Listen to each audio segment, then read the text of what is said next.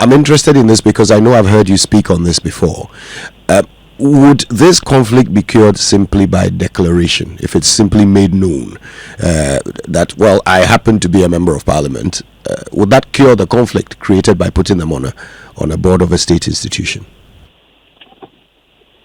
The difficulty of conflict here cannot be cured by declaration, because one can only understand this if you understand the nuances of how things work.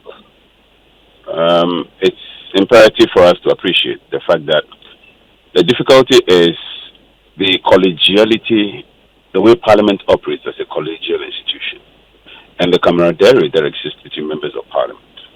And so if my colleagues understand that I'm a member of a board, and the board has deliberated on things, and the outcome has become the subject of parliamentary oversight, and Parliament is intent on scrutinizing it and possibly recommending certain sanctions, my colleagues will appreciate the fact that I'm a member of the board, and any directive intended to collectively punish the members of the board is invariably going to affect me. Now, if that is the case, the members of Parliament will necessarily have the burden weighing on their minds the fact that they are going to indirectly penalize one of their own.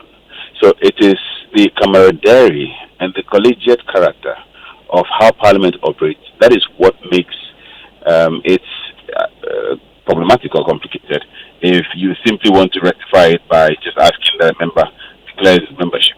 The declaration of itself will not cure the fact that are going to invariably exercise some level of restraint in their judgment on whether or not to apply certain penalties to the persons involved. So declaration will not cure it. Look, Parliament fundamentally has two key functions. The first one being legislation, which we all know, but the second one is the oversight.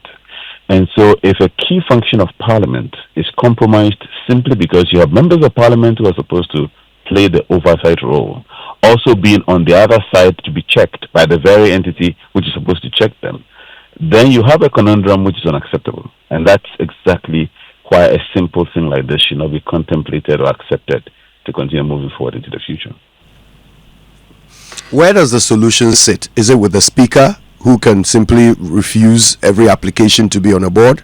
Or is it with the President, who should not be appointing people from Parliament to boards anyway? It's important to appreciate, first of all, that the Speaker doesn't have a peremptory authority. The Speaker doesn't unilaterally make that decision. The Speaker decides that together with the collectivity of Parliament.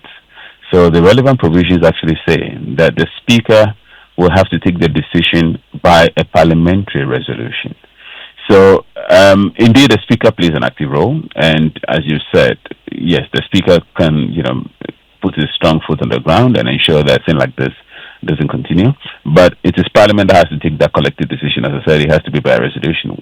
A decision whether or not to allow will have to be by resolution. And so, yes, the Speaker being the leader, being the administrative leader of the House, and it's imperative, instructive that the Speaker is the one who's complaining about this. I'm quite heartened about it, and my hope is that beyond the complaint, the Speaker is actually going to act strongly on this.